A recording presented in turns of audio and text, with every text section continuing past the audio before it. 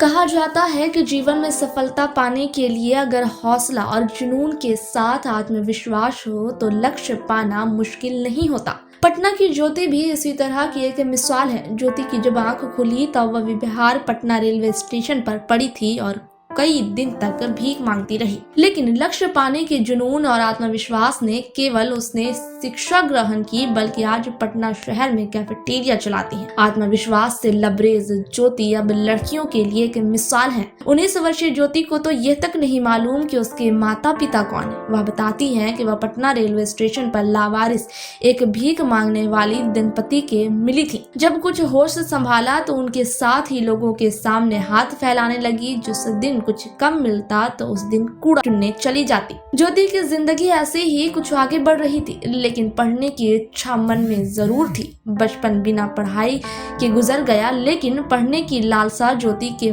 कम नहीं हुई। ज्योति बताती है कि इसी दौरान उसके ऊपर से अभिभावकों का साया भी उठ गया। जिस माँ ने उसे पाला था उनकी मौत हो गई।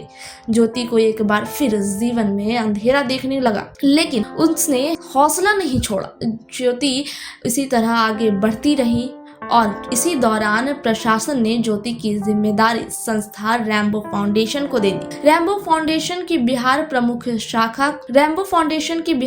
विशाखा कुमारी बताती है कि पटना में 5 सेंटर हैं जिसमें ऐसी गरीब अनाथ लड़के लड़कियों को रखा जाता है और उन्हें शिक्षित कर आगे बढ़ाया जाता है। ज्योति के इस फाउंडेशन से जुड़ने के बाद उसके सभी सपनों को मानो जैसे पंख लग गए हो। ज्योति ने इस फाउंडेशन से जुड़ने के बाद अपनी शिक्षा शुरू की और मैट्रिक की परीक्षा भी दी। ज्योति के हालांकि इससे संतुष्टि नहीं हुई। इस बीच उसकी जुनून से प्रभावित होकर एक कंपनी ने कैफेटेरिया चलाने का काम उसे दे दिया। आज ज्योति अकेले ही कैफेटेरिया चलाती है। ज्योति कहती हैं कि सुबह से रात तक कैफेटेरिया चलाती हैं और खाली समय में पढ़ाई करती हैं। आज ज्योति अपने पैसे खर्च कर किराए के मकान में रहती है। मार्केटिंग के क्षेत्र में अपना करियर बनाने का सपना संजोग ज्योति आज भी आगे बढ़ रही है। ज्योति आज कई लड़कियों के लिए एक मिसाल बन गई। ज्योति कहती है कि हौसला रख आगे बढ़ा जाए तो कोई भी मंजिल पाना मुश्किल नहीं है।